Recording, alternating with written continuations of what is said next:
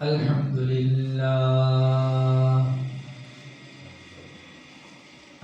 لله نحمده ونستعينه ونستغفره ونؤمن به ونتوكل عليه ونعوذ بالله من شرور أنفسنا ومن سيئات أعمالنا من يهده الله فلا مضل له ومن يضلله فلا هادي له ونشهد أن لا إله إلا الله وحده لا شريك له ونشهد أن سيدنا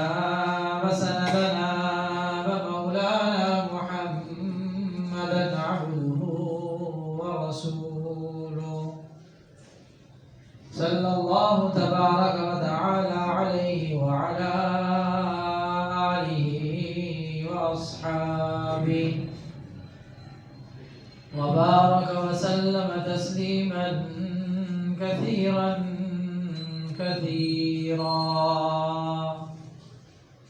أما بعد فأعوذ بالله من الشيطان الرجيم بسم الله الرحمن الرحيم وتلك الجنة التي أورثتموها بما كنتم تعملون آمنت بالله صدق الله مولانا العظيم وبلغنا رسوله النبي الكريم ونحن على ذلك لمن الشاهدين والشاكرين والحمد لله رب العالمين. تمام تعریفیں رب کائنات کے لیے جس نے اس کا خانہ عالم کو وجود بخشا. درود و سلام جناب نبی کریم صلی اللہ علیہ وسلم پر جنہوں نے اس دنیا میں آ کر حق کا بول بالا کیا. سامعین محترم،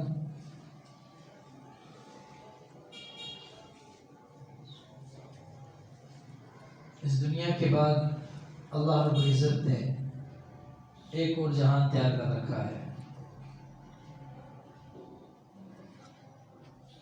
اور وہ جہان اس کے دو ہی مقام ہیں. یا تو وہ جنت کا ہے یا وہ جہنم کا ہے. اس دنیا کے اندر رہتے ہوئے جو صاحب ایمان ہے اور جو مومن ہے اس کے لیے انشاءاللہ العزیز پکا ٹھکا ٹھکانہ جو ہے وہ جنت کا ہے. اور جو صاحب ایمان نہیں ہے، مسلمان نہیں ہے، وہ بھی اللہ رب العزت کی طرف سے واضح اعلان ہے کہ اس کا ٹھکانہ جہنم کا ہے. ہمیں اس بات پر یقین کر لینا چاہیے کہ اللہ رب العزت نے جنت مسلمان کے لیے ہی بنائی ہے. اس میں کوئی دو رائے نہیں ہے کہ جنت مسلمان کا ٹھکانہ ہے، مسلمان کی منزل ہے،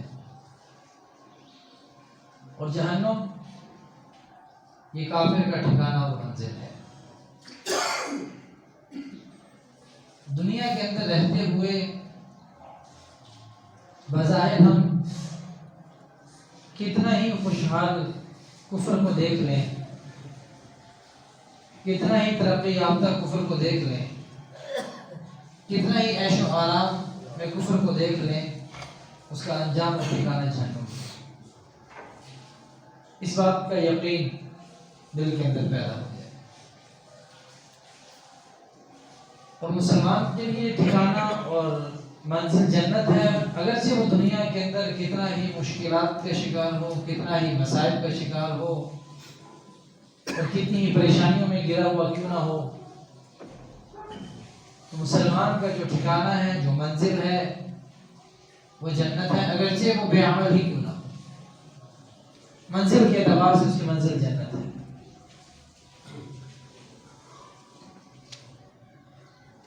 دنیا کے اندر رہتے ہوئے آخرت کے حالات کو معلوم کرنا یہ ایک ناممکن سی بات ہے، اس کا کوئی علم ہمارے پاس نہیں ہے، کوئی اس کی معلومات نہیں ہے، کوئی ذریعہ نہیں ہے کہ ہم جان سکیں کہ وہاں پہ کیا ہو رہا ہے، کس شخص کے ساتھ کیا معاملہ بنا ہوا ہے، ایسا کچھ بھی نہیں ہے۔ بس اتنے ہی حالات ہمیں معلوم ہے جتنے حالات جناب نبی کریم صلی اللہ علیہ وسلم نے ہمیں بتا دیے، یا قرآن میں اس کی کچھ نہ کچھ تصویر دی۔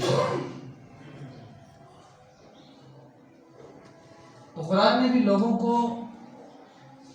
وہ مناظر بتائے، جنت کے بتائے، جہنم کے بتائے، اور مقصد دونوں کے بتانے کا یہی ہے کہ انسان اللہ کے اطاعت کے اندر آ جائے۔ کہ بعض اوقات بچوں کو سمجھایا جاتا ہے، ان کو لالچ دی جاتی ہے کہ بیٹا اگر یہ کام آپ نے کر لیا تو آپ کو یہ انعام ملے گا، لالچ دی جاتی ہے، فلاں انعام ملے گا، فلاں انعام ملے گا، یہ چیز میں آپ کو لے کے دے دوں گا، یہ چیز لے کے دے دوں گا۔ اسی ضمن میں ایک اور چیز سمجھ لیں کہ اس انداز کے اندر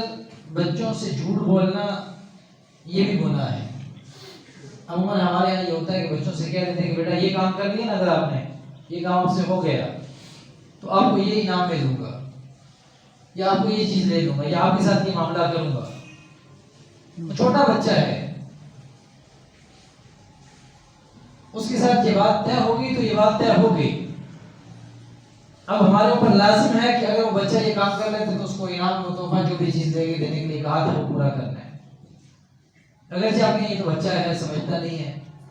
وہ نہیں سمجھتا، لیکن ہم تو سمجھتے ہیں۔ ہم نے جو بات اس سے کہہ دی وہ طے ہو گیا، وہ اللہ کے ہاں بھی لکھا جا چکا ہے کہ اس نے معاملہ اس بچے کے ساتھ طے کیا، اور اب اگر ہم بچے سے چلو بالفرض ہم اس کو پورا بھی کرنا چاہتے ہیں، اور ہم بچے سے کہتے ہیں بیٹا یہ تو چلو بعد میں دیکھ لیں گے، پھر کچھ کر لیں گے، یا آپ ہمیں معاف کر دیں، تو بھی معاف کرنے سے، بچے کے معاف کرنے سے معاف نہیں ہوگا۔ یہ بات ذہن میں رکھیں کہ بچے سے اگر آپ معاف بھی کروا لیتے ہیں تو کوئی معافی نہیں ہوگی اس کی۔ علماء نے لکھا ہے کہ بچہ جب تک بالغ نہیں ہو جاتا، بالغ ہونے کے بعد اب وہ معاف نہیں کرتے تھے، تب تک کوئی معافی نہیں ہے۔ علماء نے لکھا ہے۔ اور اسی طریقے سے بعض اوقات ہمارے یہاں کچھ مہمان آتے ہیں، اور مہمان آ کر کچھ پیسے بچے کو دے جاتے ہیں، بچے یہ تمہارے لیے ہیں۔ اب ماں باپ کہتے ہیں نہیں، ہمیں تو پتہ ہے اصل میں تو بڑوں کے لیے بھی ہوتے ہیں، بچے نے پیسوں کو کیا کرنے، اس کی ساری ضروریات تو ہم پوری کرتے ہیں۔ اب وہ ماں باپ لے لیتے ہیں، اس کو خرچ کر دیتے ہیں۔ اب وہ حساب نہ ماں باپ کو پتہ ہے کہ کتنے آ چکے، کتنے لگا چکے، کوئی پتہ نہیں ہے۔ تو یہ جو پیسہ بچوں کو دیا جاتا ہے، در حقیقت یہ بچوں کو ہی دیا جاتا ہے۔ اب اگر جوان ہو کر بچہ مطالبہ کرتا ہے پیسوں کا کہ یہ جو مجھے ملتے رہے دائیں بائیں سے، جو پیسے ملے مجھے، یہ مجھے واپس کیے جائیں اور رقم مجھے واپس دی جائے، تو ماں باپ اس بات ان کے لازم ہے یہ ان کو واپس کریں گے اسے، کیونکہ بچے کا پیسہ ہے۔ ہاں جوان ہو کر، بالغ ہو کر، سمجھدار ہو کر بچہ معاف کر دیتا ہے، وہ الگ بات ہے، نہیں کرتا تو ماں باپ کے لازم ہے کہ اس کو واپس کریں گے۔ ہمارے یہاں اس معاملات کے اندر بہت بے احتیاطی ہوتی ہے۔ بچہ پیدا ہوا، لوگ بچے کو مبارک دیتے ہیں، وہ سارے ماں باپ کا گئے،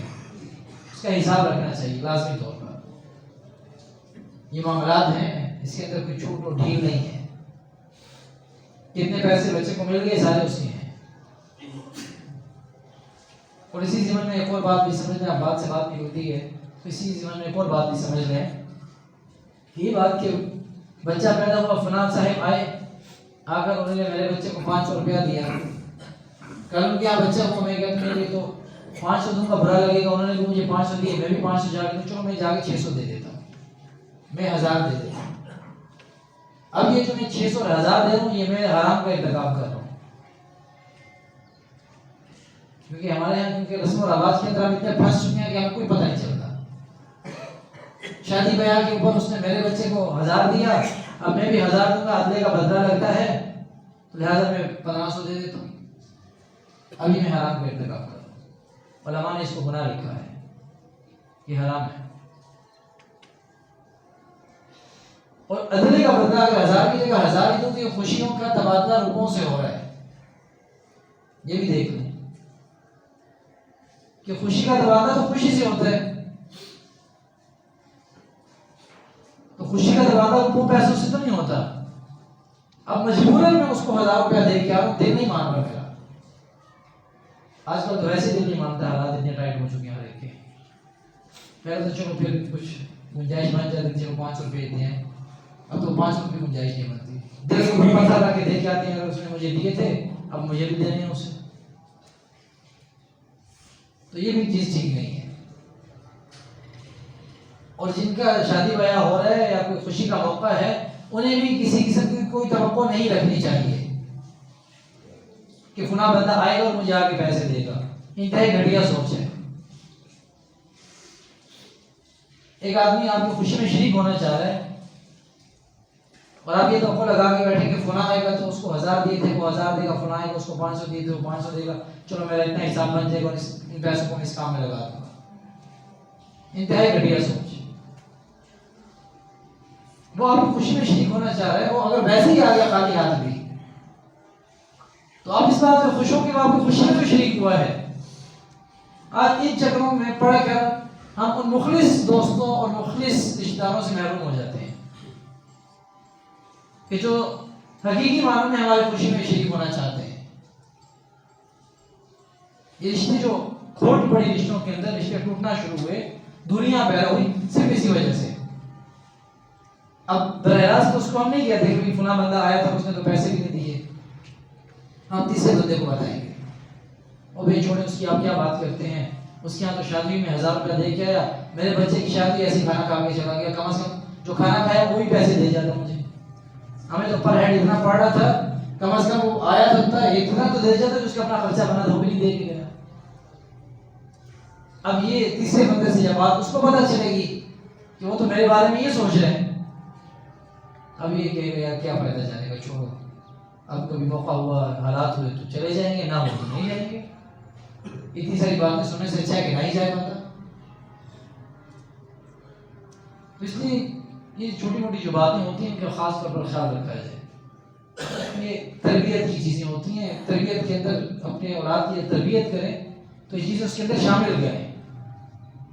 کہ بیٹا یہ اصل چیز خوشی ہوتی ہے، روپیہ پیسہ کچھ نہیں ہے۔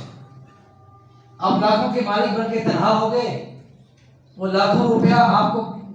آپ کا ساتھی نہیں بن سکتا، آپ سے بات نہیں کرے گا، آپ کی خوشی میں وہ روپیہ پیسہ آپ کا خوش نہیں ہوگا، آپ کی غمی میں وہ روپیہ پیسہ آپ کے غم میں شریک نہیں ہوگا، وہ تو بے جان ہے۔ تو جو خون کے رشتے تھے، جو بول سکتے تھے، جو ساتھی بن سکتے تھے، خوشی میں شریک ہوتے، غمی میں ساتھ کھڑے ہوتے، ان کو تو ہم نے ناراض کر دیا روپے پیسے کے چکر میں، اور روپیہ پیسہ تو آ گیا لیکن انسان خود تنہا ہو گیا۔ دیکھ روپیہ پیسہ کتنا لوگوں کے پاس، ڈھیر سارا روپیہ پیسہ ہوگا لیکن پتلی گلی سے ہو کے نکل جائیں گے، مجھے سلام نہ کر دے، کہیں کوئی مجھے مل رہا ہے مجھے اس کو کچھ دینے نہ پڑ جائے، کسی کے حالات میرے سامنے ملے گا ہی نہیں۔ ہاں جی ہمیں تو نہیں معلوم لوگوں کی کیا حالات ہیں، ہمیں کیا پتہ جی، بھائی ہم لوگوں کے حالات والے کو کچھ دینا نہ پڑے، میل ملاپ کم ہو گیا اس سے کرنے کا۔ تو جب اپنے بچوں کی تربیت کریں تو چیزیں سکھائیں، ان کے مزاج کا حصہ بنائیں، بیٹا جی یہ روپیہ پیسہ کچھ نہیں ہے، یہ کاروبار بنگلہ گاڑی سب کچھ، یہ کچھ نہیں ختم، یہ تو دنیا کا بھی ساتھی نہیں ہے، یہ چیزیں دنیا کی بھی ساتھی نہیں، ہم کہنا کہ آخرت کی ساتھی تو بہت دور کی بات ہے، یہ دنیا کی بھی ساتھی نہیں ہے۔ بہت بڑی گاڑی میں بیٹھ کے ہم جائیں گے، محلے والے دیکھ کے خوش ہوں گے، علاقے والے دیکھ کے ہاں جی بڑی گاڑی میں جا رہا ہے، اب وہ اس چکر میں اپنے اسٹیٹس کے چکر میں انہیں سلام نہیں کرے گا کہ میرا اسٹیٹس اتنا بڑی گاڑی میں بیٹھ کے سائیکل والے کو سلام کروں، میرا اسٹیٹس تو نہیں ہے بھائی اتنا، بھائی اسٹیٹس ہے میرا، اس کو کیسے سلام کروں گا، شرم محسوس کرے گا۔ اور یہ بیچارہ تو ایسے غربت کا مارا، یہ تو امیر آدمی کی گاڑی کو ہاتھ پہ لگا دیں تو 10 دفعہ دیکھنے کی خواہش نہیں پڑ گئی کہ آگے گلے پڑ جائے گا میرے، تو یہ تو بیچارہ ویسے ہی سہما ڈرا ہوا مسکین ہوتا ہے کہ پاس بھی کھڑا ہو گیا، ٹینک لگا کے کھڑا ہو تو آگے گیا، سائڈ پہ کھڑے ہو گئی، تو وہ ایسی ڈرا تو ایسے ہی سلام نہیں کرتا. تو اس لیے یہ چیزیں ختم ہونی چاہیے، کچھ بھی نہیں ہے ان چیزوں کے اندر. بہرحال گفتگو چل رہی تھی آخرت کے حالات کے حوالے سے. ایک تو مسلمان کو اس بات پہ یقین ہو کہ جنت اللہ نے مسلمان کے لیے بنائی ہے، اور دوسرا یہ ہے کہ جو کافر ہے مسلمان کو اس بات پہ بھی یقین ہو کہ جہنم اللہ نے کافر کے لیے بنائی ہے، ہمارے لیے نہیں ہے. ہاں اگر دنیا کے اندر مسلمان نے غفلت سے زندگی گزاری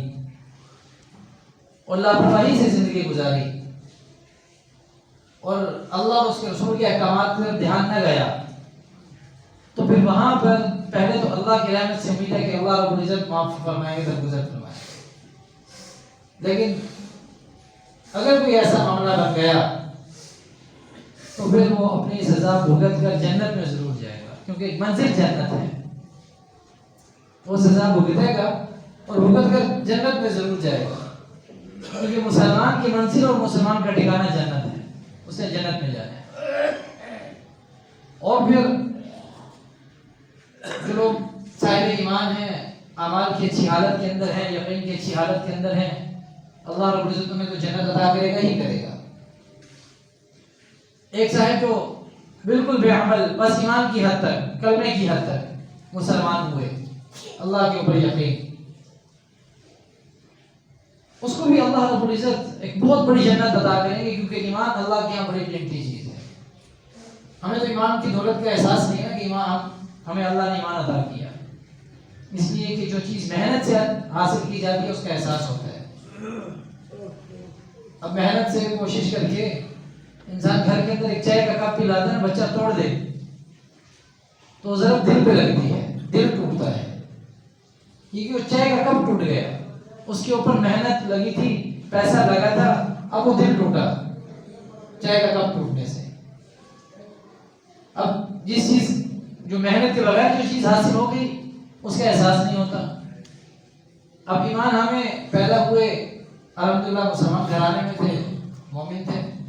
ہمارے ماں باپ اس سے پہلے وہ بھی مسلمان، اس سے پہلے بھی مسلمان، کہیں جا کے اس نسل کے اندر کیا معاملہ بنا ہمیں اس کا علم نہیں، تو اس کا ہمیں احساس نہیں ہے. اللہ کی ہمیں کتنی قدر و قیمت ہے صرف ایمان کی.